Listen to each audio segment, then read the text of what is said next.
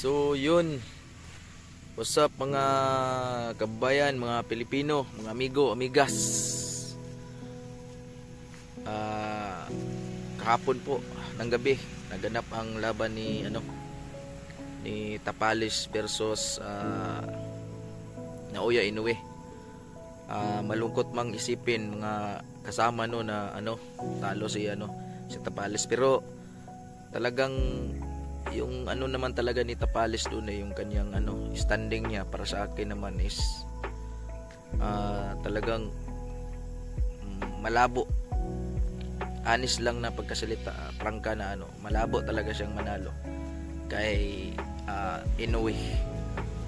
Kasi pinapanood ko yung mga dating laban niya pinapanood ko yung mga dating laban ni Tapalis.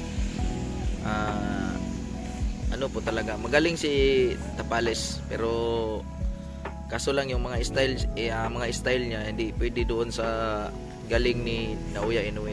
Kasi si Naoya Inoue kasi mga amigo, talagang magaling siya sa footwork. At saka mabilis. Kung inyo po makikita kung paano siya sumuntok. Pag sumuntok po si Inoue, talagang hindi nawawala sa balanse. Tapos mabilis masyado yung ng suntok niya, mabilis yung landing.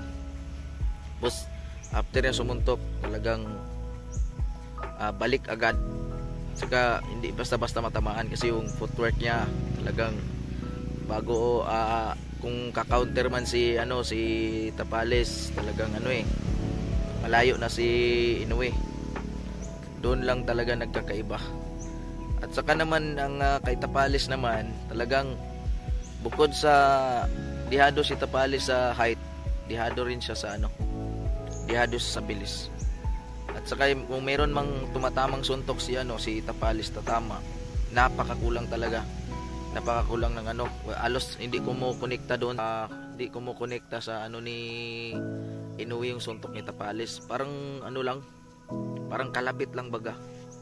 Masakit mang isipin, pero yun po talaga ang katotohanan.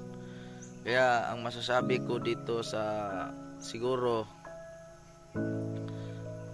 sa susunod na laban, ang makakatalo kay Inoue, hindi pa natin masabi kung sa division na ito na pinaglalabanan nila, yung naging undisputed si Inoue. So, tingin ko kahit si Luis Neri, talagang may kalalagyan din siya kay Inoue. Kasi talagang kumbaga si Inoue talented fighter talaga, makikita mo talaga sa forma niya na magaling talaga si Inoue. Doon mo na talaga makikita kung paano siya kung kahit sino ang kalaban niya, maliban na lang kung meron siyang makalaban na talagang pressure fighter, yung mabilis ang paa. Kailangan dyan kasi kay Inoue para makasabay ka sa kanya, kaya mabilis din ang paa mo. Parang ating pambansang kamao Manny Pacquiao, mabilis ang paa, bilis ang kamay. Hindi yung patambay-tambay ka lang sa harapan, kasi pag tumambay ka lang sa harapan, kitang-kita ka niya. Alam niya na kung anong gagawin sa iyo. Actually si Inoue, yung first yung sa mga round pa lang ng hindi niya masyadong Hindi niya talaga masyadong binubomba si Tapalis . Parang nagaano lang siya. Siguro hindi lang din talaga siya nagkumpiyansa, kasi baka tamaan siya ng mga lucky punch. Pero sa lahat, sa buong ng laban, talagang dihadong-dihado yung ating kababayan. Pero congratulations pa rin kay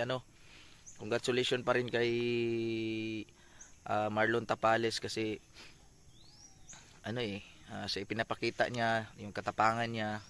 Congratulations pa rin. At saka congratulations prangka, kasi talaga kami ay paborito talaga namin si Inoue. Kasi gustong-gusto namin yung niya. Gustong-gusto namin yung niya, yung lakas niya, bilis niya. Talagang napakaganda niya panuorin. Lalong-lalo na kung magkakaroon siya ng kalaban na talagang yung tatapat sa bilis niya. Sana mangyari yung pero hindi ko lang alam, malabo daw yan yung kay Cuadro Alas. Pero kung mangyari yan, mga tol, pag mangyari ang laban ni Cuadro Alas at saka kay Inoue, kung mangyari lang talaga ang diyan, pag si Janril Casimero lalakas din yung niya, stamina. Pero kung ganun pa rin ang stamina ni Janril, may kalalagyan si Janril Si Angas ng Pinas, diado pa rin siya. Kung ganon yung ano niya, stamina, yung pinakita niya yung last na laban kay Ogoni. Kasi sabihin na lang natin malakas masyado si ano, malakas si Cuadro Alas. Pero hindi sapat 'yon para anuhin mo si ano, si Inoue, kasi si Inoue hindi naman basta-basta nagpapatama 'yan eh. Ang problema diyan kung ano, aabot tatagal talagang laban kasi kayang tumanggap si Inoue ng suntok.